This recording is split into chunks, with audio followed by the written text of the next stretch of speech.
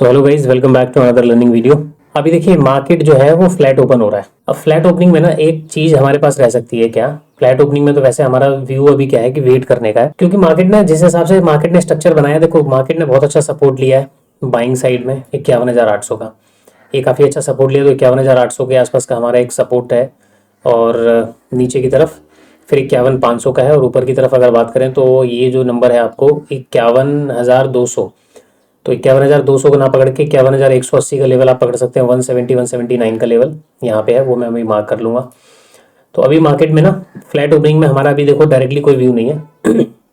Reason, market में नीचे बाहर बैठे हुए हैं, इनके एसएल नीचे की तरफ पड़े हुए हैं, और जो भी सेलर्स वगैरह बैठे हुए हैं वो अपर लेवल पे पड़े हैं। लेकिन ये जो सेलर्स हैं जाते जाते मार्केट ने प्राइस एक्शन बना के ऊपर की तरफ मूव किया हुआ है।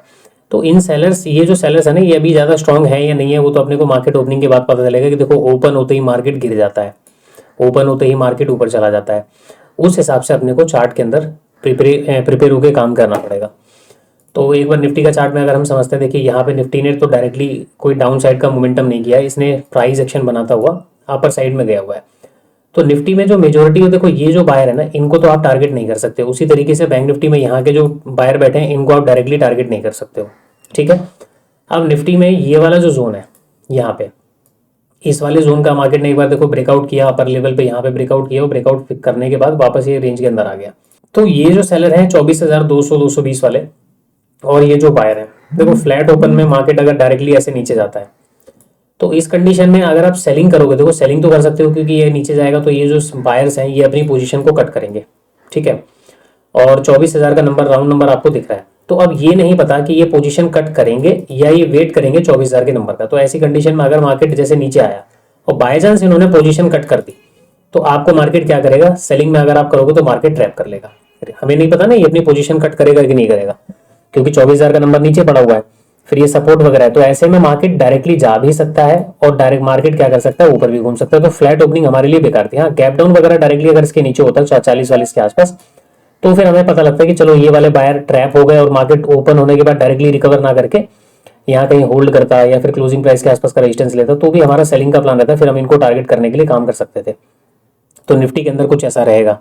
अब बैंक निफ्टी के चार्ट में अगर आप देखोगे, देखो पहले मार्केट में सेलिंग हुआ, सेलिंग होने के बाद मार्केट ने एक मोमेंटम किया ऊपर की तरफ, ये बाइंग साइड में। तो यहाँ पे जो देखो वीक हैंड होंगे ना, वीक हैंड वो तो इस मूव के अंदर निकल गए क्योंकि मूव बहुत अच्छा आया है।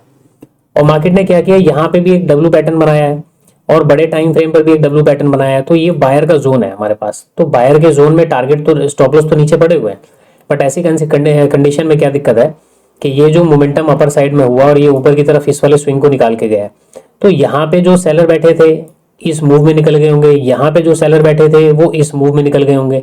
अब वो पूरी तरीके से निकले हैं या नहीं निकले हैं, उनके स्टॉप लॉस कहाँ पड़े होंगे, वो थोड़ा सा आइडेंटिफाई करना फ्लैट में हमारे लिए दिक्कत हो जाता है। तो फ्लैट में भी हमारे पास क्या है प्लान, वेट करेंगे, पहले मार्केट को देखते हैं कि कहाँ जाता है, किसको मार्केट पहले एंट्री देता है उस हिसाब से, या फिर कोई स्ट्रक्चर वगैरह बनता है तो हम उस हिसाब से मार्केट के अंदर काम करेंगे। तो 9:14 हुए, एक बार 9:15 पे मार्केट ओपन होता है, उसके बाद डिसाइड करते हैं कि कौन से स्ट्राइक प्राइस में अपने को काम करना है बैंक निफ्टी के अंदर, उस हिसाब से चीज़ों को प्लान करेंगे हम। तो दोस्तों देखो मार्केट ओपन हो चुका है और निफ्टी ने भी काफ़ी अच्छा मोमेंटम किया है, बैंक निफ्टी ने भी काफ़ी अच्छा मोमेंटम डाउन साइड में कर दिया है, और बैंक निफ्टी 168-170 पॉइंट गिर गया है। तो यहाँ पे हम कॉल साइड में एक बार प्लान करेंगे, ठीक है। कॉल साइड अपने को ज़्यादा बेटर रहेगा, क्योंकि पुट साइड में तो अभी मार्केट में काम करना ठीक नहीं है, क्योंकि देखो ऑलरेडी मार्केट गिर चुका है। गिरने के बाद मार्केट ने क्या किया है, 51,780 का जो सपोर्ट है लगभग उस सपोर्ट के आसपास मार्केट आ चुका है, तो उसने 798 के आसपास का सपोर्ट बनाया हुआ है। तो हमारे पास बॉटम साइड में राउंड नंबर का ब्रेकडाउन हुआ है। राउंड नंबर इंपॉर्टेंट आज के लिए नहीं है, 51,800 का नंबर इंपॉर्टेंट है। तो यहाँ पे मार्केट अब यहाँ पे चल के आया है, तो अब एक बार यहाँ पे प्लान करेंगे हम कॉल साइड का, ठीक है। तो यहाँ पे मैंने कॉल लगाया है, 51,800 की कॉल है।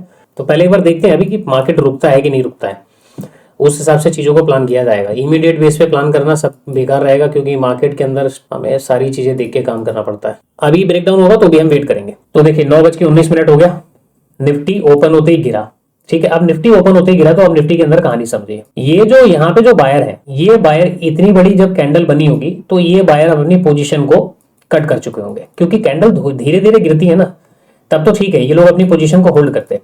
बट बीच में जो रैंडम जो वीक बायर होते हैं उनको मार्केट ने निकाल दिया। यहाँ पे इनके एसएल कट गए, अब बात करते हैं राउंड नंबर की। सर राउंड नंबर है, हाँ बिल्कुल राउंड नंबर है।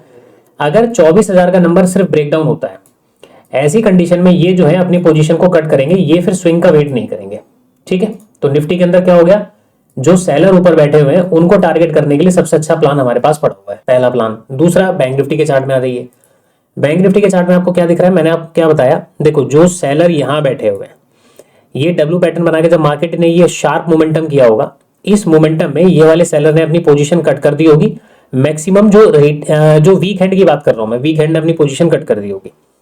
अब हमारे पास बचता है 51,200 का नंबर। जो 51,200 है, ये नंबर एक ऐसा नंबर है जहां पे पोजिशनल बायर ने अपने एसएल रखे होंगे। ठीक है, अच्छा, उसके बाद वापस मार्केट में सेलर ने फिर से ट्राई किया, अब बड़ा डब्ल्यू बन गया। बड़ा डब्ल्यू के नीचे यहाँ पे क्या पड़े हुए हैं, स्टॉप लॉस पड़े हुए हैं। जब ये बड़े डब्ल्यू के नीचे स्टॉप लॉस पड़े हुए हैं, अब उससे पहले ये, इसको हम बाद में बात करेंगे, जब ये मार्केट ने ऊपर की साइड मोमेंटम किया होगा तो क्या हुआ होगा। ऐसी कंडीशन में ये जो स्विंग का ब्रेकआउट वगैरह हुआ होगा, तो यहाँ पे फिर से जो वीक हैंड बैठे होंगे इस सेलिंग में, उनको भी मार्केट ने निकाल दिया। तो यहाँ पे तो सेलिंग की कहानी खत्म हो गई। अब पोजिशनल वाले यहाँ पे, और जो यहाँ पे जो मार्केट के अंदर जो क्लोजिंग के समय मार्केट में गए होंगे कि 51,200 का नंबर है, ऐसी कंडीशन में हम लोग क्या करेंगे, मार्केट में ऊपर की तरफ एसएल रखेंगे। अब ये जो एसएल पड़े हुए हैं ऊपर, अब आप देखो कि मार्केट ओपन होते ही क्या कर रहा है, डायरेक्टली डाउन साइड में आके गिर गया। ये मार्केट ओपन होते ही डायरेक्टली डाउन साइड में आके गिर गया। अब यहां पे सबसे बड़ी बात क्या होती है कि जब ये गिर गया तो क्या ये सेलर प्रॉफिट में आ चुके हैं। ठीक है, 52,000 का नंबर ब्रेकडाउन हुआ, 900 का नंबर ब्रेकडाउन हुआ, और 800 का नंबर भी अब लगभग यहाँ पे ब्रेकडाउन हो चुका है। हमारे पास कुल मिलाकर क्या बचा हुआ है, प्रीवियस डे का हाई जो कि 51,758 का है। एक बार इसको खाली मार्क करके रख लेते हैं। इसका हम कर देते हैं यहाँ पे ये मैंने मार्क कर लिया, प्रीवियस डे लो हो गया। अब आपको यहां तक चार्ट समझ में आ गया ना। अब एक बात बताइए, चलो मैं सेलिंग की बात करता हूं कि चलो सर मार्केट गिर गया, अब मैं सेलिंग कर लूं। देखो पहली कैंडल को अगर आप देखोगे तो आप पहली कैंडल में कहीं पे सेलिंग कर पाओगे, नहीं कर पाओगे। पहली कैंडल में तो आपको सेलिंग मिलेगा नहीं। बात यहां तक क्लियर हो गई। अब बाकी की बात करते हैं। देखो डे का जो लो ब्रेकडाउन हुआ है, डे का लो ब्रेकडाउन हुआ और 800 के आसपास और प्रीवियस डे लो का सपोर्ट है। अब यहां पे काम कौन करेगा, जब डे लो का ब्रेकडाउन हो जाएगा, मार्केट गिर गया, गिरने के बाद बड़ी कैंडल गिर गई, ये भी गिर गया इंडेक्स में, तो इसको देखकर यहां पे कौन काम करने वाला है, केवल सेलर काम करने के लिए। जब मार्केट में केवल सेलर काम करने के लिए आएंगे तो मार्केट का तो देखो ऑलरेडी मार्केट जब नीचे गिरा सेलर आ गए। अब सेलर नीचे जाएंगे तो भाई मार्केट के पास कोई एसएल भी तो पड़ा होना चाहिए। एसएल पड़े हैं 500 के आसपास। अब मेजर मार्केट में जो ये गिरावट हुई, इस गिरावट में जो ये बीच, अब ये जो बाइंग का जो मूव है ना, इस मूव को समझिए। सेलिंग का जैसे आपने समझा, ये बाइंग का जो मूव यहां पे आया है, इस बाइंग के मूव में क्या हुआ होगा। अब ये जो गिरावट हुई है, आप चार्ट को ना देखो रीड करते समय केवल ना आप मार्केट में ये मत देखो कि ये जो राउंड नंबर का ब्रेकडाउन हुआ है, ये राउंड नंबर का ब्रेकडाउन हुआ है। आपको राउंड नंबर को यहाँ पे केवल फॉलो करके नहीं चलना है। उसके अलावा आप देखोगे कि मार्केट ने डे लो के अपना डे लो का ब्रेकडाउन कर दिया, मार्केट ने प्रीवियस डे लो का ब्रेकडाउन कर दिया, निफ्टी ने जोन का ब्रेकडाउन कर दिया। केवल इसको देखकर आप चार्ट रीडिंग को कभी नहीं सीख पाओगे। आपको अगर चार्ट रीडिंग सीखनी है, इन नंबर्स के अलावा आपको मार्केट में एक काम करना पड़ेगा। वो काम क्या करना पड़ेगा, ये जो प्राइस यहां से अप साइड में गया, ये प्राइस अप साइड में क्यों गया, और जाने के बाद जब ये प्राइस ऊपर गया होगा तो आपको ये पता होना चाहिए कि इस तरीके के स्ट्रक्चर्स में यहाँ पे ब्रेकआउट हुआ, फिर मार्केट ने यहाँ पे ब्रेकआउट किया, फिर मार्केट ने यहाँ पे ब्रेकआउट किया। ऐसी कंडीशन में मार्केट में जो बायर होते हैं, वीक हैंड बायर या कोई अच्छा कोई बायर भी होगा, तो देखो इतनी बड़ी कैंडल ओपनिंग के बाद बनी। अब आप यहाँ पे खुद अपनी पोजीशन सोच के चलिए। आपने मार्केट में बॉट इस जोन के अंदर, यहाँ वाले जोन पे आपने 2-3 लाख रुपए यहाँ पे लगाए। अब आपको अंदाजा था कि मार्केट बहुत अच्छा ऊपर जाएगा, मार्केट ने ऊपर के लेवल पे क्लोज किया, तो आपने यहाँ पे क्या किया, बीटीएसटी कैरी कर लिया कि चलो यार मार्केट ने यहाँ पे सपोर्ट ले रखा है, एक काम करते हैं यहाँ पे हम काम करते हैं। ये काम आपने प्लान कर लिया। उसके बाद मार्केट अगले दिन ओपन होकर पहली बड़ी सी कैंडल बना के 170-180 पॉइंट गिर जाता है। गिरने के बाद अभी मार्केट कितना नेगेटिव है, 269 पॉइंट के आसपास नेगेटिव है। तो क्या 200-250 पॉइंट नेगेटिव होने के बाद आप अपना एसएल रखोगे, नहीं। तो बीच में जितने भी रैंडम बायर हैं उन्होंने अपना पोजीशंस कट कर दिया। मार्केट को जो करना था मार्केट ने इनसे करवा लिया। नाउ अब मार्केट यहां पे क्या कर रहा है, मार्केट ने डे लो का ब्रेकडाउन करके अपने आप को दोनों मार्केट सस्टेन कर रहे हैं। और यहाँ पे क्या बता रहे हैं, देखिए अगर यहाँ पे 52,000 का कोई नंबर होता तब तो बात समझ में आती, एग्जैक्ट 800 का नंबर होता तब बात समझ में आती। लेकिन मार्केट क्या कर रहा है, आपको दिखा रहा है कि भाई आप आओ सेलिंग करो, मैं नेगेटिव होने के लिए तैयार हूँ, 250 पॉइंट में गिर चुका हूँ, 300 पॉइंट गिर चुका हूँ। मार्केट ने डे लो का ब्रेकडाउन किया, डे लो का ब्रेकडाउन हो गया।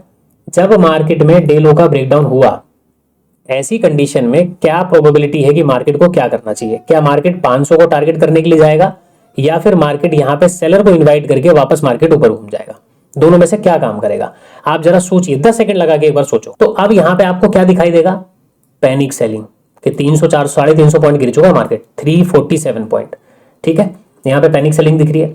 अब यहां पे तो देखो केवल सेलर काम करने आएगा, पीछे के चार्ट में हमारे पास कोई एसएल तो है नहीं, तो मार्केट क्या कर सकता है? रिवर्सल ले सकता है। तो रिवर्सल के लिए क्या करते हैं, 51,700 चल रहा है तो 51,700 और 600 की कॉल लगा लेते हैं।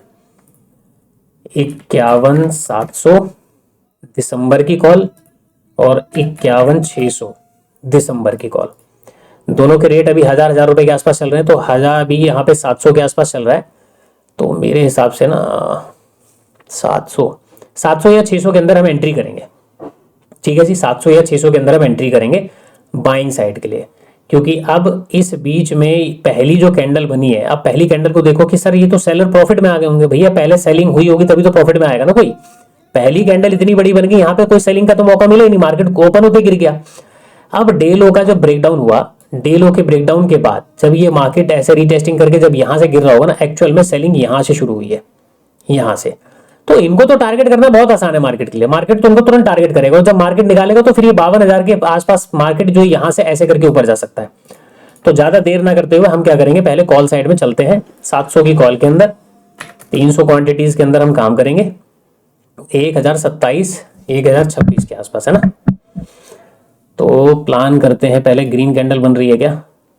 चलो बन तो रही है, तो मेरे हिसाब से काम कर लेना चाहिए। चलिए सेलिंग का बटन दबा लेते हैं और मार्केट में एंट्री लगाते हैं हम अपना। ठीक है, चलो देखो यहाँ पे मैंने एंट्री बना लिया। ये जो ग्रीन कैंडल आपको दिख रही है, यहाँ पे हमने एंट्री बनाया लगभग 723 726 के आसपास हमने एंट्री बनाया हुआ है। चलो स्टॉप लॉस और टारगेट पहले लगाते हैं। लॉन्ग पोजीशन और टारगेट कितना दें? टारगेट होगा 52,000 के आसपास। ठीक है, 52,000 के आसपास हमारा टारगेट होना चाहिए, यानी कि कल का क्लोजिंग प्राइस भी वही है, राउंड नंबर भी वहीं पे है। इसको देखकर हमने क्या किया, मार्केट में टारगेट लगा लिया। यहां तक बात क्लियर हो गई।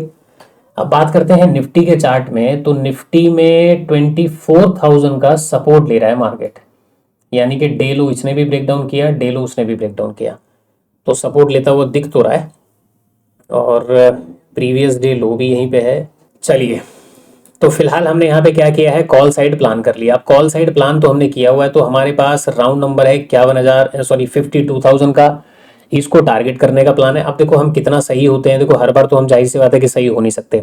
हम जो भी साइकोलॉजी लगाते हैं, जो भी हम चीज़ों को यहाँ पे डिकोड करते हैं, हमने पीछे के चार्ट को देखकर काम किया, हमने अपनी साइकोलॉजी को यहाँ पे लगा लिया।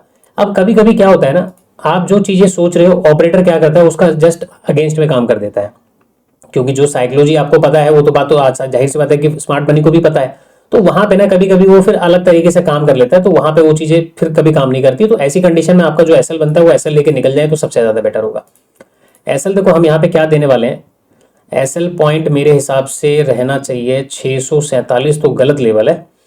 अगर प्राइस देखो इसके ऊपर निकल जाता है, कहाँ पे 874 नहीं, सेफ लेवल कौन सा है, 900 का निकलेगा ना, तब अपना स्टॉप लॉस ये रखेंगे, अदरवाइज स्टॉप लॉस हमको बढ़ाना पड़ेगा, क्योंकि स्टॉप लॉस पॉइंट हमारा ठीक नहीं, क्योंकि 51,647 को कोई स्टॉप लॉस पॉइंट एग्जैक्ट नहीं होना चाहिए, ये नंबर ठीक नहीं है। तो अभी देखो फिलहाल तो ये चल पड़ा है, अब चल तो पड़ा है, और यहाँ पे प्रीमियम की बात करें तो 38 रुपीज़ के आसपास का प्रीमियम अभी अपने को कैप्चर हो रहा है। चलिए वेट करते हैं, बाकी के चार्ट में और चीज़ों को समझ लेते हैं 5 मिनट के टाइम फ्रेम पर चल के। डराने वाला चार्ट को तो टाइम फ्रेम चेंज करके लगाओ। चलो भाई देखो काम अपना लगभग 127 पॉइंट का मूव कैप्चर हो गया, लेकिन दिक्कत वाली बात यह है कि मार्केट में फिबोनाची का लेवल अगर हम मार्क करें यहाँ पे ये वाला, अब यहाँ पे आ जाओ 0.5 0.6 का लेवल है, जो कि काम नहीं करना चाहिए, बिकॉज फिबोनाची के कॉन्सेप्ट में मैंने आपको एक तरीका बताया है ट्रेड करने का, यानी कि ये जो है ना रिवर्सल के लिए काम नहीं करना चाहिए, मेरे हिसाब से तो काम नहीं करना चाहिए। मार्केट को यहाँ पे रेजिस्टेंस दिखा के फिर ऐसे ऊपर निकल जाना चाहिए। अब उसके पीछे का क्या रीजन है कमेंट करके बताना, जिनको मैंने फिबोनाची पढ़ाया है ठीक है ना। अगर आप इस तरीके से फिबोनाची को लगाते हो कि भाई डे हाई पकड़ लिया, डे लो पकड़ लिया, सर मार्केट ऊपर गया, रिट्रेसमेंट पे हमने सेल कर दिया, ये मे भी आज काम ना करे, मे बी, मैं ये नहीं कह रहा हूं कि हर बार ये काम करेगा ही करेगा, मे भी आज काम ना कर पाए रेजिस्टेंस पे, वो मार्केट क्या करता है, घूम सकता है। उसके पीछे का क्या रीजन है वो आप मेरे को बताएंगे कमेंट में, जिन्होंने फिबोनाची वाली वीडियो या क्लास ज्वाइन किया हुआ है वो बताएं। तो अभी तो प्राइस ठीक ठाक चल रहा है और 5 मिनट में अभी तक यहाँ पे कोई ऐसा पैटर्न नहीं बना, एक पैटर्न ऊपर की तरफ गया हुआ है, तो ये भी उतना ज़्यादा कोई कारगर अभी है नहीं। 15 मिनट में क्या हो रहा है, 15 मिनट में बहुत बड़ी कैंडल बनी है, तो रिट्रेसमेंट के चांसेस हैं, यानी कि ये एक पुल बैक हो सकता है। जिस हिसाब से 15 मिनट में कैंडल बनी है ना, तो जैसे देखो 15 मिनट की कैंडल बनी, पुल बैक हुआ वापस नीचे, तो यहाँ पे भी कुछ ऐसा होता है, पुल बैक हुआ वापस नीचे, क्योंकि ओवरऑल प्राइस एक्शन क्या बन रहा है, मार्केट ने डब्ल्यू पैटर्न बना के वापस नीचे आ गया, तो यहाँ से एक रिट्रेसमेंट लेके कुछ ऐसा कंडीशन बना सकता है, तो आज हमारे स्टॉप लॉस में भी हिट हो सकते हैं। तो इसलिए जब प्राइस चल जाए ना, तो जब तक कंफर्म ना हो तब तक ज्यादा खुश होने की जरूरत नहीं है। यहाँ पे अगर अपने को कोई बचा सकता है तो वो केवल फिबोनाची बचा सकता है ट्रेड के अंदर। हमने अपने को देखो पूरा दिमाग तो हमने लगा लिया, अब फिबोनाची ही हमको बता सकता है। अगर फिबोनाची पे मार्केट पूरा वो काम कर दे जो फिबोनाची का कॉन्सेप्ट है अपना, तब तो ठीक है। बाकी चार्ट में तो मैं अंदाजा जो लगा रहा हूँ वो मेरे हिसाब से तो यही होना चाहिए। मार्केट में पैनिकनेस कंटिन्यूशन बना हुआ है ऊपर से, टॉप से बड़ी, यहाँ पे बड़े प्लेयर ने सबको एंट्री करवाया, एंट्री करवा के प्राइस नीचे आ गया। चलो मैं आपको चार्ट ही समझा दूं बैठे बैठे, फालतू की बातें करने से अच्छा है चार्ट समझ लो।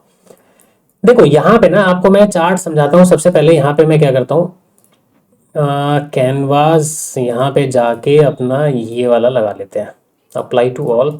नाउ चार्ट को समझिए भाई साहब। पहले तो ये जो चार्ट है, अब देखो ये जो गैप अप खुला है ना, इतना बड़ा जो गैप अप खुला है, maybe market gap fill करने के लिए अगर मूड में है तब तो हमारा काम खराब हो जाएगा, फिर तो मार्केट 500 के नंबर को भी रिस्पेक्ट नहीं करने वाला, मार्केट अगर गैप फिल करेगा। चलो गैप ऐप की बाद में बात करते हैं, ट्रेड अपना चल रहा है, कोई दिक्कत नहीं है। अच्छा ठीक है, दूसरी तरफ ध्यान भी देना ना। अब यहाँ पे ना आप चीजों को समझिए, देखिए मार्केट ने यहाँ पे करीबी 900 पॉइंट का गैप अप दिया था, 900 950 पॉइंट गैप अप दे दिया। उसके बाद मार्केट ने एक रेंज बनाया, रेंज बना दिया जी, इस रेंज के नीचे ब्रेकडाउन करके फिर रिकवर कर गया।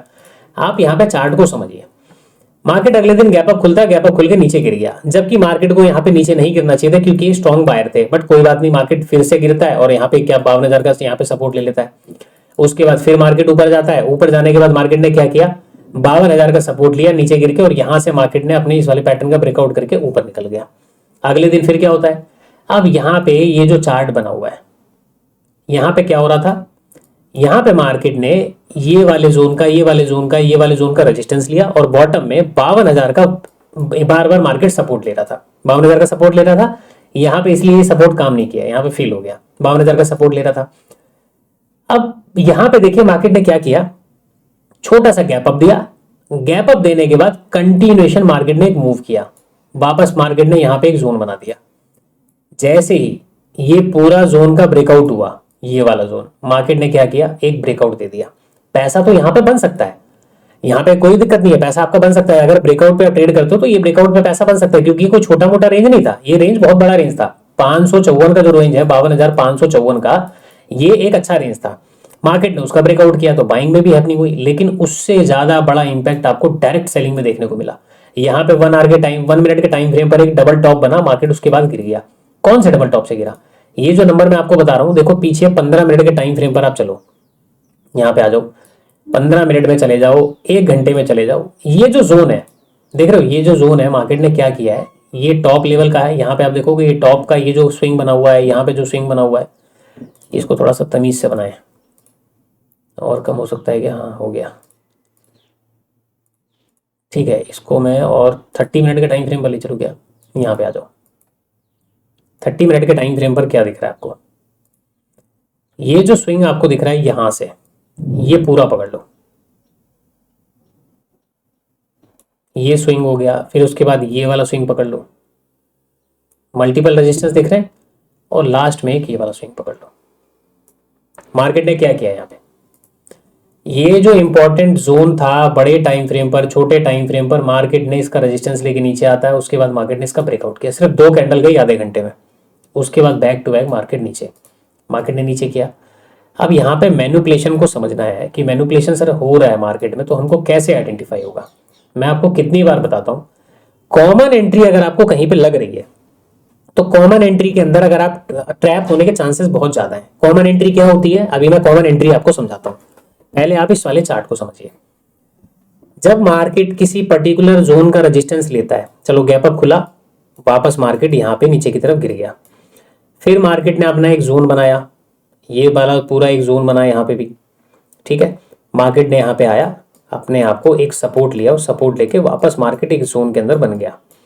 फिर से मार्केट ने अपना ये वाला जोन निकाला और जोन निकालने के बाद प्राइस ऊपर गया, फिर एक रिट्रेसमेंट करके अब ये जो फाइनल जोन है यहाँ पे, ये जोन इंपॉर्टेंट क्यों है? क्योंकि अगर आप ध्यान से देखें, प्राइस जब ऊपर जा रहा था तो 5 मिनट की 1 2 3 4 5 यानी कि लगभग मार्केट ने आधा घंटा अपने एक जोन को यानी कि हाई बनाने के बाद आधा घंटा मार्केट ने कंटिन्यूशन इस प्राइस के अंदर काम किया। जब आधा घंटा जोन बनता है तो उसके बाद क्या होता है? कभी भी मार्केट में कोई आधे घंटे का जब जोन बन जाता है तो ऐसी कंडीशन में जब ब्रेकआउट होता है तो क्या दिखता है? एक तो आधे घंटे का करंट डे का zone plus previous resistance market में दिख रहा है, और पूरे अगर चार्ट को कंसीडर किया जाए तो ये पूरा चार्ट का जो जोन है मार्केट ने अपर साइड में ब्रेक किया। ऐसी कंडीशन में केवल यहां पे कौन काम करेगा? बायर्स काम करेंगे। जब मार्केट में केवल बायर्स आएंगे तो ऐसी कंडीशन में प्राइस क्या करेगा? ऊपर की तरफ जाएगा। अब वो कितना ऊपर जाएगा देखो ये आइडिया नहीं होता कितना ऊपर जाएगा, लेकिन मार्केट में केवल और केवल जब एक प्लेयर काम करता है तो मार्केट ज्यादा ऊपर जाता नहीं है, मार्केट क्या करता है? गिर जाता है। तो यहां पे केवल एक प्लेयर काम कर रहे थे, इस तरीके से मार्केट ऊपर गया, यहां पे फिर उसके बाद मार्केट नीचे गिर गया, क्रैश हो गया। यहां पे चीजें समझ में आ गई। अब यहाँ पे आ जाओ, लगभग हमारा एंट्री भी यहाँ पे देखो टारगेट भी डन हो गया, और मेरे को टारगेट चाहिए थे 93 पॉइंट, अभी मिल रहे हैं 122 पॉइंट का टारगेट है। अब यहाँ पे देखो ये वाले जोन के अंदर मैं आपको ये वाला चार्ट कंसीडर करके बता रहा था, तो एक बार इसको मार्क करो। देखो यहाँ पे आप हर बार ना चीजों को देखते हो, वो कोई दिक्कत नहीं है, लेकिन आप क्या करते हो हर बार एक चीज को सेम तरीके से देखते हो, वो चीजें काम नहीं करती। ये वाला चार्ट हम देख रहे थे, इस वाले चार्ट में यहाँ पे प्रॉपर एक डबल टॉप पैटर्न बना और मार्केट नीचे गिर गया, ठीक है। डबल टॉप क्लियर आपको विजिबल होना चाहिए कि हाँ डबल टॉप है। यहाँ पे जो जोन बना था ना ये वाला, देखो एक्चुअल में यहाँ पे तो कोई बाइंग करेगा नहीं क्योंकि ये रेजिस्टेंस एरिया ही है। ये रेजिस्टेंस के बाद जब मार्केट यहाँ पे कंसोलिडेट करके जाता है तो हमको यही पता है स्टार्टिंग से कि मार्केट में ये बाइंग जोन होता है, चलो मार्केट में बाइंग कर लो। जब बाइंग में आपने पैसा बना लिया, अच्छी बात है, कितना बड़ा मूव कैप्चर कर लिया। अगर आप गलती से बैठ गए तो मार्केट फिर क्या करता है? इसी तरीके से रिएक्ट करता है, मार्केट यहाँ पे काम खराब कर देता है आपका, ठीक है। यहाँ पे जो डबल टॉप बना ये काम करेगा, नीचे यहाँ पे डबल बॉटम एक पैटर्न बना था, कहाँ बना था? ये वाला डबल बॉटम पैटर्न। यहाँ पे मार्केट गिरा, डबल बॉटम पैटर्न मार्केट ने बनाया, मार्केट काम कर गया। ये कॉमन एंट्री नहीं होती क्योंकि ये चीजें ना हाइड होती हैं। अब यहाँ पे कॉमन एंट्री क्या था? हमने जो एंट्री बनाया यहाँ पे कॉमन एंट्री क्या था? कॉमन एंट्री क्या होता? देखिए कॉमन एंट्री क्या होता? अब ये इतना जाने के बाद मेरा 80% टारगेट डन करने के बाद भी ऐसा ले लेगा ना, मैं बहुत प्यार से ऐसा लेने के लिए तैयार हूं, क्योंकि प्राइस जब चला ये मेरी एनालिसिस के बेसिस पे चला, ठीक है ना। मैं ऐसे लेने के लिए तैयार हूं, मैं गलत साबित हो जाऊंगा भाई, देखो जो टारगेट है ना मेरे को वो तो चाहिए, कोई दिक्कत नहीं है। लास्ट में 10 रुपए का प्रीमियम बचेगा, मैं 10 रुपए का प्रीमियम लेके चला जाऊंगा, कोई दिक्कत नहीं। अपनी जेब से कुछ देना नहीं, अपनी जेब से कुछ अगर नहीं मिलना तो। अब कॉमन एंट्री क्या होती है? इतनी बड़ी कैंडल में मैंने आपको क्या बताया, यहाँ पे कोई सेलिंग तो कर ही नहीं पाएगा। आप इसको कंसीडर कर लेते हो सेलिंग में कि सेलिंग हो गया, चलो मार्केट में काम करो। भैया किसी को मौका मिला ही नहीं है। उसके बाद जब प्राइस गिर रहा है, ग्रीन रेड फिर ग्रीन फिर रेड, जब प्राइस गिरा तो अब डे लो का ब्रेकडाउन कौन काम करेगा? सेलर। फिर कुछ लोग तो 52,000 का वेट कर रहे होंगे, उनको तो मौका ही नहीं मिला। अब जो 52,000 का वेट करे तो उनको मौका नहीं मिला, वो लोग यहाँ पे काम करेंगे, उनके अंदर पेशेंस नहीं होता। क्या करेंगे? काम कर लेंगे। जैसे काम करेंगे मार्केट थोड़ा सा डराएगा नीचे। अब कुछ लोग समझदार होते हैं, वो कहते हैं प्रीवियस डे लो ब्रेकडाउन होने दो, मार्केट का ट्रेंड नेगेटिव है, बड़ा इतना बड़ा फॉल हो गया, 350 पॉइंट गिर चुका, हम यहाँ पे काम करेंगे, लो कर लो। अब मार्केट केवल 100 पॉइंट के आसपास रह गया है। जैसे मार्केट में कॉमन एंट्री होती है, मार्केट फिर घूमता है। अब ऐसी कंडीशन में जब इतना प्राइस गिर चुका है और ऐसे में आपको सेल करने के लिए ना, यानी कि सेल करने के लिए तो ज्यादा सोचने की जरूरत नहीं क्योंकि मार्केट डायरेक्शन में, बाय करने के लिए आपके पास लॉजिक होना चाहिए। यहाँ पे बुलिश इंगल्फिंग पैटर्न बन गया और ये प्रॉपर बुलिश इंगल्फिंग कैंडल है, ये प्रॉपर वाला कैंडल है बुलिश इंगल्फिंग। अब मार्केट अगर गिर रहा है ना तो रिट्रेसमेंट छोटा होना चाहिए, तब जाके तो मार्केट रिकवर कर जाएगा। रिट्रेसमेंट बढ़ाया तो फिर मार्केट में कहना मुश्किल है कि मार्केट क्या करेगा। तो 52,000 के आसपास का हमने टारगेट लगाया। फ्लो में मार्केट जहां तक चला जाए, हो सकता है मार्केट अपने स्विंग हाई को ब्रेकआउट करने के लिए आ जाए, और अगर मार्केट स्विंग हाई का ब्रेकआउट कर देता है तो ऐसी कंडीशन में फिर वापस लौटने के चांसेस मार्केट के कम है, क्योंकि फिर ये अपने घर से इतना दूर हो चुका होगा कि इसको अपने घर का रास्ता नहीं पता। तो मार्केट कंटिन्यूशन में जा सकता है या फिर इस वाले स्विंग को ब्रेकआउट कर सकता है। तो ये तो चलो बात की बात है, हम तो उतने बड़े चीज नहीं सोचते। हम तो भैया सोच रहे हैं कि 271 पॉइंट मिल जाए और इंडेक्स में 271 पॉइंट और प्रीमियम के अंदर कम से कम 100-125 रुपए अपने को मिले तो जाके अपना काम हो सकता है। खैर एनीवे कोई बात नहीं है। अभी 15 मिनट के टाइम फ्रेम पर अब आप आओगे, देखो फिबोनाची का मैं अब यहाँ पे नंबर लगाता हूँ, ये है फिबोनाची का नंबर, ठीक है जी। अब मार्केट क्या कर रहा है, 0.5 पे तो देखो रुका ही नहीं, सीधा निकल गया, तो ये क्या कर रहा है 0.6 के आसपास आ गया, यानी कि अब 0.5 और 6 के जोन में यहां से मार्केट रिट्रेसमेंट ले रहा है। अब ये रिट्रेसमेंट यानी कि मार्केट जैसे ये जो गिरा, इस गिरावट के बाद ये पुल बैक है या फिर ये जो उठा ये उसका पुल बैक है। तो यहां पे देखो जिस हिसाब से गिर रहा है ना मार्केट, उस हिसाब से लग तो रहा है कि मार्केट ने फिबोनाची का रेजिस्टेंस ले लिया है, उस हिसाब से लग रहा है। क्योंकि फिबोनाची तभी प्रॉपर काम करता है जब मार्केट फ्लो में उसके पास आए और आने के बाद ना वो टाइम पास ना करे, मार्केट ऐसे करके निकलता हुआ चला जाए, तो ये काम कर जाता है। तो लगभग जिस हिसाब से कैंडल गिर रही है लग तो रहा है कि मार्केट में काम हो रहा है। लेकिन अब हमने एंट्री देखो बना लिया है, तो फिर डरना ही क्या, फिर तो भैया स्विंग का वेट करो कि स्विंग निकल जाए तो अपना पोजीशन काट के चुपचाप घर चले जाओ, कोई दिक्कत नहीं है। लेकिन फिबोनाची, अच्छा यहाँ पे दो बातें हैं, फीबो का नंबर जिस हिसाब से यहाँ पे पड़ा है और जिस हिसाब से यहाँ पे केवल एक दो कैंडल सस्टेन होने के बाद तीसरी कैंडल ने, चौथी कैंडल ने, पांचवी कैंडल ने गिरावट करी है, उस हिसाब से तो बिल्कुल लग रहा है कि फिबोनाची यहाँ पे काम कर रहा है। लेकिन अगर मैं दूसरा कॉन्सेप्ट समझता हूं कि फिबोनाची जिस जगह से काम कर रहा है वो जगह गलत है, वो जगह गलत है। जगह कौन सी है, 52,000 का राउंड नंबर है। मैं आपको बता देता हूं, शायद मैंने यूट्यूब पे नहीं बताया होगा लेकिन मैं बता देता हूं। यहाँ पे 52,000 का राउंड नंबर है और 52,000 के राउंड नंबर से नीचे सपोज ये है 52,000 का नंबर और यहीं पे 0.6 का नंबर है और मार्केट 0.6 या 0.5 पे आया है, आने के बाद यहीं पे रेजिस्टेंस लेगा, तो आप क्या कंसीडर करोगे, गिरावट, पुल बैक, देन गिरावट, यहां पे कंसीडर करोगे। लेकिन ये कॉन्सेप्ट अगर ऊपर राउंड नंबर है तो इसकी प्रोबेबिलिटी इस वाले कॉन्सेप्ट की कम होती है।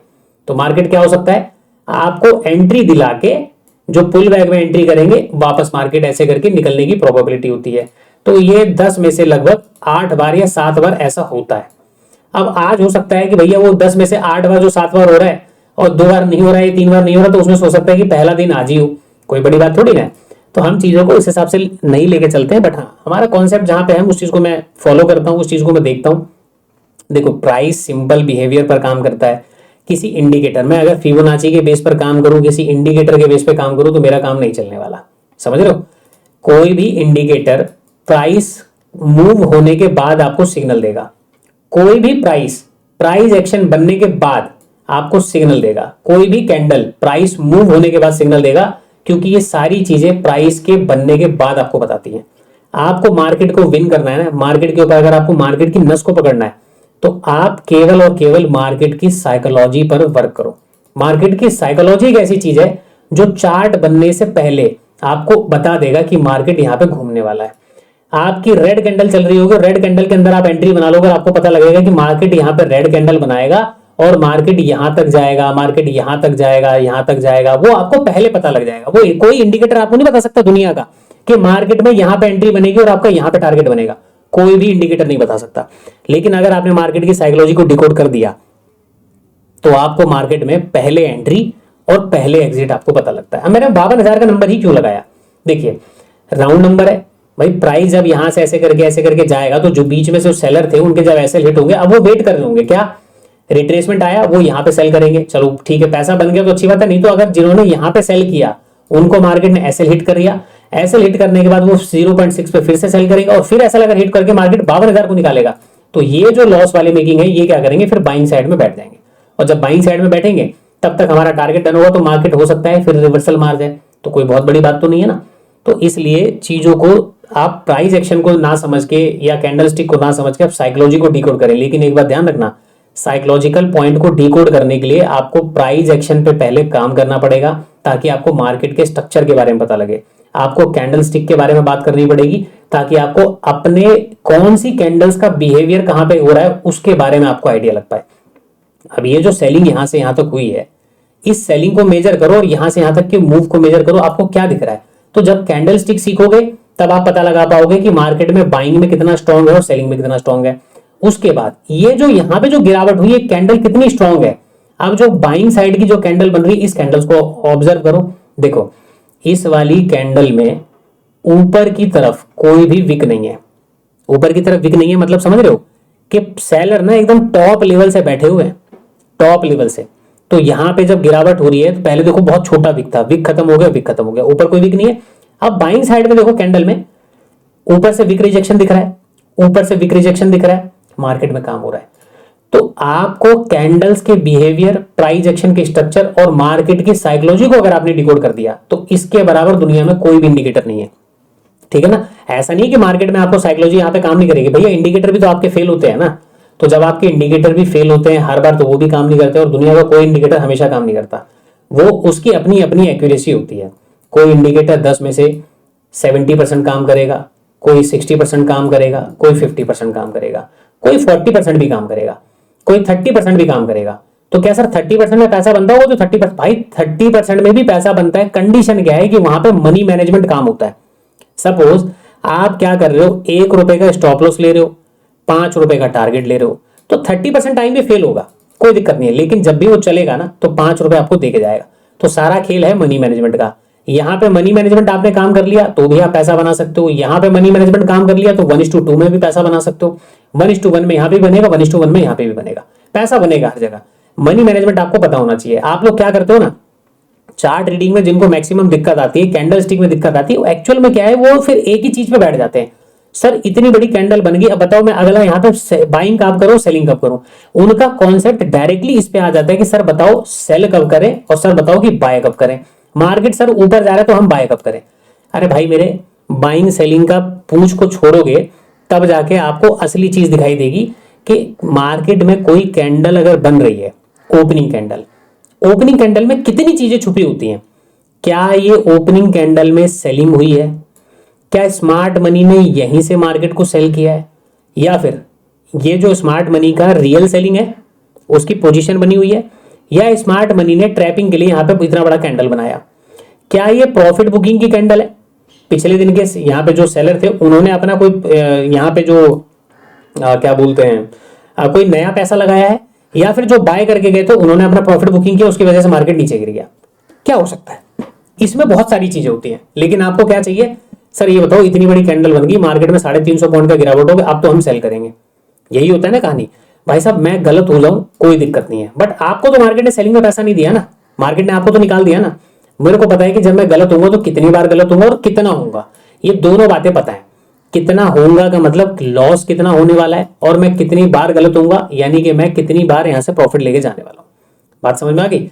तो कभी भी बाइंग सेलिंग को रिप्रेजेंट करने वाली कैंडल्स और कैंडल्स का स्ट्रेंथ कितना है वो आपको बताता है। अब देखो वापस सेलिंग की कैंडल को देखो, ये सेलिंग की कैंडल दिख रही है आपको, कोई विक दिख रही है ऊपर? नहीं, बाइंग की कैंडल में विक थी, फिर यहाँ पे बाइंग की कैंडल कमजोर बनी, तो यहां तक तो कहानी बहुत प्रॉपर सही चल रहा था, कोई दिक्कत नहीं। अब हमारा टारगेट ही 270 पॉइंट का, 71 पॉइंट का, तो बात अलग है कि भाई मार्केट उतना दे कि ना दे। लेकिन यदि मैं केवल एसएल हंटिंग पे आपके कॉन्सेप्ट पे काम करूं कि मुझको 100 रुपए इंडेक्स में चाहिए, 80 रुपए मुझे इंडेक्स में चाहिए, यानी इंडेक्स की बात कर रहा हूं, तब तो मैं हर ट्रेड के अंदर पैसा बना सकता हूं। लेकिन मैं उतनी बड़ी क्वांटिटी में प्ले नहीं करता, यानी कि मैं कोई 5,000 10,000 क्वांटिटी में, 2,000 1000 क्वांटिटी में प्ले नहीं करता। जनरली तौर पर मैं मैक्सिमम 300 क्वांटिटी, 500 क्वांटिटी, 400 क्वांटिटी के अंदर प्ले करता हूं, यही मेरा क्वांटिटी का साइज रहता है। तो भाई उसके लिए मुझको क्या चाहिए कि छोटी क्वांटिटी में ना मूव मैं बड़ा पकड़ूं, तो मेरे को वहां पे काम करने में ज्यादा मजा आता है। वरना क्या है, हजार हजार क्वांटिटी में ट्रेड करो, 5,000 क्वांटिटी में ट्रेड करो, स्कैल्पिंग करो, यहाँ बाय करो यहीं सेल कर दो, यहाँ सेल कर दो यहाँ निकल जाओ, यहाँ बाय करो यहाँ निकल जाओ, फिर तो काम करते रहो दिन भर में। बट उसके लिए माइंडसेट फिर वैसा होना चाहिए, आपके पास बैठने वाला तरीका होना चाहिए। मुझे स्कैल्पिंग का तरीका ज्यादा पसंद नहीं आता भाई, मतलब निफ्टी बैंक निफ्टी में, हाँ मैं फॉरेक्स में काम करता हूँ, वहां पे मैं स्कैल्पिंग भी करता हूँ, बड़े बड़े ट्रेड भी पकड़ता हूँ, 5,000 पॉइंट के मैंने फॉरेक्स के अंदर ट्रेड पकड़े हुए हैं। मैं आजकल फॉरेक्स में भी काम करता हूँ, तो 5,000 पॉइंट भी पकड़े हुए हैं, 4,000 पॉइंट भी पकड़े हुए हैं, और स्कैल्पिंग के अंदर भी मैंने वहां पे 500 पॉइंट भी पकड़े हुए, और स्कैल्पिंग में मैं 100 पॉइंट पे भी निकल जाता हूँ। तो स्कैल्पिंग का वहां पे तरीका अलग है, बट ये इंडेक्स में क्योंकि शुरू से प्रैक्टिस ऐसी है, सारी चीजें ऐसी, तो यहाँ पे मैं उस हिसाब से काम कर लेता हूँ। अब यहाँ पे जो फीवो वाला कॉन्सेप्ट है, आज वो वर्क करेगा या नहीं करेगा, बट कोई बात नहीं, देखते हैं। अपने एसएल के लिए तो बैठे पड़े हैं, अब यहाँ पे क्या होता है उस हिसाब से चीजों को देंगे। तो फाइनली एक बार रिपीट कर दूं, चीजों को लगाने से पहले चार्ट रीडिंग करनी है तो मार्केट में सबसे पहला काम, पीछे जो मार्केट में हुआ है, यानी कि सबसे पहले तो मार्केट का ये जो सेंटीमेंट है, सेंटीमेंट आपको पता करना है कि क्या है। सेंटीमेंट डरने वाला है या लालच वाला है, डराने वाला है या लालच देने वाला है। तो ये सेंटीमेंट क्या है, डराने वाला है। उसके बाद पिछले दिन के चार्ट में बायर्स और सेलर्स के बीच में क्या कहानी घटी है। मैं आपको चार्ट रीडिंग का कॉन्सेप्ट बता रहा हूं। बायर्स और सेलर्स के बीच में क्या कहानी घटी है उसके बारे में पता करना है कि यहां पे सेलर आए, डबल बॉटम बना, बायर आए। अब ये जो मूव गया, इस मूव में क्या हुआ है, इस मूव के अंदर क्या ये सेलर निकल गए होंगे? तो आपको ये मूव देख के आइडिया लगेगा कि हाँ ये सेलर निकल गए होंगे। तो ऊपर सेलर के स्टॉप लॉस पड़े, यहां पे नहीं पड़े, वापस प्राइस ने यहां पे नीचे की तरफ आ गया। तो ये जो बायर थे भैया, ये भी अच्छा खासा रिट्रेसमेंट हुआ, तो ये बायर भी निकल गए। यहां से जो बायर बैठे हुए थे ऐसे ऐसे ऐसे, ये स्ट्रॉन्ग थे, ये स्ट्रॉन्ग थे। अब आज की कैंडल ने उनको इतनी बड़ी मूव के अंदर क्या किया, इन बायर्स को भी निकाल दिया। तो मार्केट अगर ऊपर जाएगा तो इन बायर्स को तो अब पैसा नहीं मिलने वाला, क्योंकि ये तो निकल चुके हैं। अब उसके बाद अब बारी आती है कि मार्केट में गिरावट जो हुई है, उस गिरावट में कोई सेलर बैठा है या वो रैंडम मतलब नॉर्मल सेलिंग है। उसके बाद मार्केट कितना नीचे गया, क्या ये सेलर अगर यहाँ पे कोई सेल करके बैठा होगा उसको प्रॉफिट हो रहा होगा, ये बात पता करें। और पता करने के बाद फिर आप अपनी एंट्री और एग्जिट अपना प्लान करें according to candlestick, according to chart pattern. तब जाके चीजों को आप आइडेंटिफाई कर पाओगे। अदरवाइज इंडिकेटर और बाइंग सेलिंग इन सब चीजों में पढ़ के कोई फायदा है नहीं, आपको कभी चार्ट समझ में नहीं आने वाला। तो यहां तक की कहानी है। देखो निफ्टी ने तो काफी अच्छा मूव कर दिया और इसने सपोर्ट कहां से लिया है, 24,009, एग्जैक्ट 24,009 से सपोर्ट लिया है। तो निफ्टी का चार्ट तो भाई अभी फिलहाल स्ट्रॉन्ग है। अब वापस आ गया ये नो ट्रेडिंग वाले जोन में, जो कल मैं आपको चार्ट में बता रहा था कि ये नो ट्रेडिंग जोन है, तो यहाँ पे तो काम नहीं करना। बट निफ्टी में बाइंग साइड में काफी अच्छा मोमेंटम हुआ है। और यहाँ से अगर मैं मेजर करूँ इसके हाई से, तो 110 पॉइंट, 110 पॉइंट का मतलब है कि निफ्टी ने कम से कम 80 रुपए का प्रीमियम तो दिया होगा, 90 रुपए का। यानी कि सबसे अच्छा काम तो निफ्टी में होता। तो निफ्टी में चलो वैसे भी अपन काम करेंगे अब आने वाले समय में। तो यहाँ पे तो ये कहानी है। और बाकी सेंसेक्स के चार्ट में क्या हुआ ये अपने को नहीं पता। सेंसेक्स का चार्ट लगाएगा एक बार। सेंसेक्स ने भी अच्छा खासा मूव कर दिया, मतलब बैंक निफ्टी की जगह सेंसेक्स में काम करते तो काम अपना हो जाता। और सेंसेक्स ने कितना मूव किया है भाई, एक कैंडल बनने के बाद 345 पॉइंट, 345 पॉइंट का मतलब अगर बैंक निफ्टी की जगह सेंसेक्स में काम किया होता तो अब तक हमारे को प्रीमियम में टारगेट मिल चुका होता है ना, प्रीमियम में मिल चुका होता। एक्चुअली हमने टारगेट बहुत ज़्यादा बड़े लगा दिए, 271 पॉइंट। तो मार्केट ने काफ़ी अच्छा मोमेंटम भी किया है, 60% का मोमेंटम तो कंप्लीट हो ही गया था हमारा। और सेंसेक्स ने सपोर्ट लिया है 79,308, 79,308 का कोई सपोर्ट है क्या, पीछे नहीं है। तो इसने सपोर्ट ये कहाँ से लिया है, करंट डे का लो। अच्छा 1 मिनट पे पता लगेगा ना क्या हो रहा है। करंट डे का लो है 79,445 का। ओके अच्छा ठीक है, 500 का नंबर ब्रेकडाउन हुआ है और 500 के नंबर ब्रेकडाउन के बाद सेंसेक्स में एक बार देखो, क्योंकि सेंसेक्स ज्यादा बेटर है बैंक निफ्टी से, क्योंकि वीकली एक्सपायरी तो है ही। बट सेंसेक्स में ना दिक्कत ये है, इसके मूव बहुत ज्यादा मैनिपुलेटेड होते हैं, यानी कि इसकी जो प्रीमियम है ना, वो प्रीमियम बहुत ज्यादा गड़बड़ है। कभी बढ़ने को तो ये बढ़ जाता है, ऐसा बढ़ेगा कि आपको पता नहीं क्या क्या क्या क्या दे के चला जाएगा, लेकिन नहीं बढ़ने के लिए ना फिर ये मामला बहुत गड़बड़ कर देता है। तो इसने यहाँ पे कंसोलिडेशन फेज है इसका ना, एक छोटा सा कंसोलिडेट हुआ, देन उसके बाद ही फॉल करा है। और पीछे हमारे पास सपोर्ट कहाँ पे था, 79,200, 79,200 के पास सपोर्ट है हमारा, यानी अच्छा 79,250 का सपोर्ट था और मार्केट ने सपोर्ट लिया है 300 के आसपास, यानी 200 से पहले सपोर्ट लिया। तो ठीक है, 500 का नंबर ब्रेकडाउन हुआ, 5 नंबर के नंबर ब्रेकडाउन होने के बाद मार्केट यहाँ तक गया, तो लगभग इसने अपना 70-80% मूव तो कंप्लीट कर ही दिया है। अब इसका एक बार प्रीमियम देखो कि कितना बड़ा है। सपोज 5 मिनट के टाइम फ्रेम पर आपने एंट्री बनाया, यहाँ पे ये लेवल कौन सा है, 79,411। तो यहाँ पे एक बार कॉल साइड का चार्ट लगाओ, 79,400 की कॉल ऑप्शन किसका, सेंसेक्स का। ये है ना सेंसेक्स 2024 और दिसंबर 6 वीकली एक्सपायरी, सेंसेक्स 24 दिसंबर 2006, 79,400 की कॉल का चार्ट लगाइए। और कॉल के चार्ट में चल के यहाँ पे चार्ट को देखो तो काफ़ी बेहतरीन मोमेंटम हुआ है। यानी कि अगर बॉटम पे हम अपने साइकोलॉजिकल चीज़ों के अनुसार जो बैंक निफ्टी में हमने एंट्री करी बॉटम पे, अगर वही एंट्री हम यहाँ करते 255 पॉइंट, मतलब जितना मैं इंडेक्स में टारगेट लगा के बैठा हूँ बैंक निफ्टी में उतना तो प्रीमियम मिल चुका होता है इधर। तो कभी कभी तो बहुत अच्छा काम करता है भाई साहब, सेंसेक्स में कोई दिक्कत नहीं है। अब इसका कहानी ना कि थीटा वीटा या जो भी ऑप्शंस ग्रीक हैं उसकी कहानी क्या है मुझे ये नहीं पता। तो वहां पे वो चीजें तो अच्छी बेटर तरीके से काम करी जाती हैं। और बहरहाल यहाँ पे कौन सा दिन है, ये वाले दिन भी प्रीमियम बहुत अच्छे मूव करके गए हैं, यहाँ भी मूव करके गए, तो चलो कोई बात नहीं। अब कल से सेंसेक्स पे भी ध्यान देंगे हम कि सेंसेक्स में कैसे काम करना चाहिए, क्योंकि प्रीमियम तो बहुत अच्छे बढ़े हैं और यहाँ पे भी प्रीमियम अच्छे बढ़े थे। ये कौन सा दिन का 29 का चार्ट है ना, ठीक है। तो देखो जी, सेंसेक्स जब चलता है ना तब तो बहुत अच्छा प्रीमियम देता है। कभी कभी चार्ट में कुछ ऐसा होता है, जैसे ये वाली जो गिरावट है, सपोज मार्केट यहाँ से यहाँ तक गिर जाएगा और प्रीमियम आपको मिलेंगे 200, 150 रुपये, 200 रुपये, तो ये थोड़ा सा जो है मामला अपने आप में गंभीर होता है और ये चीज़ें फिर थोड़ी सी दिक्कत करती हैं। तो कोई दिक्कत नहीं है, सेंसेक्स का भी आप लोग जो है ना अपना प्लान कर सकते हैं, क्योंकि बैंक निफ्टी में जो वीकली एक्सपायरी थी, अब सेंसेक्स में वीकली एक्सपायरी है, तो इसके प्रीमियम तो देखो अभी आपको यही दिख रहे हैं, ठीक है ना, यानी प्रीमियम आपको यही दिख रहे हैं। तो हो सकता है कि जिस दिन मार्केट में विक्स बहुत ज्यादा बढ़ गया या कुछ चीजें हो गई तो प्रीमियम तो फिर भाई साहब 2,500-3,000 चले जाएंगे, तो वहां पे इतने बड़े प्रीमियम में काम करना फिर दिक्कत हो जाएगी। तो बेटर है कि सेंसेक्स में आप काम करें, लेकिन सेंसेक्स में काम करने के लिए प्रैक्टिस बहुत जरूरी है, चार्ट की रीडिंग बहुत जरूरी है।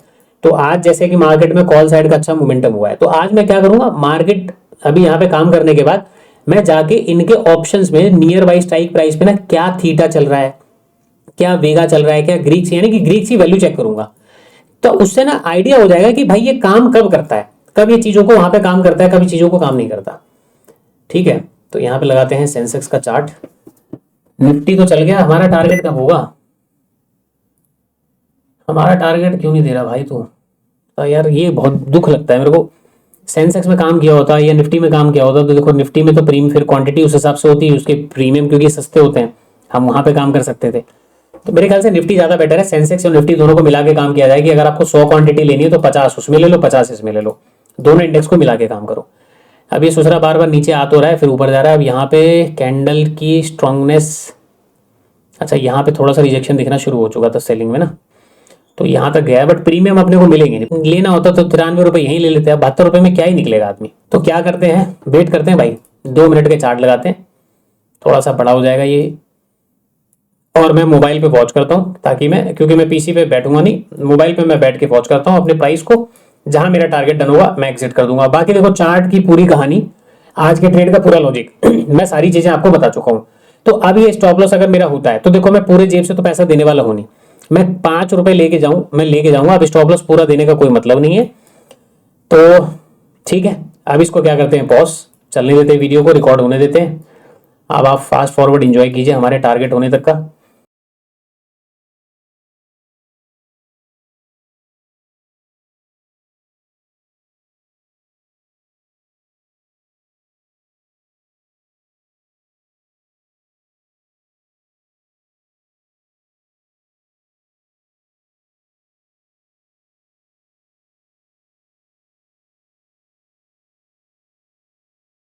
तो फ्रेंड्स देखिए, 10:10 हो गया, मैं अब अपनी पोजीशन जो है ना यहाँ पे एग्जिट कर दूंगा, क्योंकि प्राइस नीचे आ चुका है, तो कुछ मिलेगा तो नहीं, लेकिन कुछ जाना भी नहीं चाहिए। 14 रुपये लेके अपन हो गए आउट, ठीक है। तो 93 रुपये के आसपास हमको मिल रहा था, हम 14 रुपये लेके भाग चुके हैं।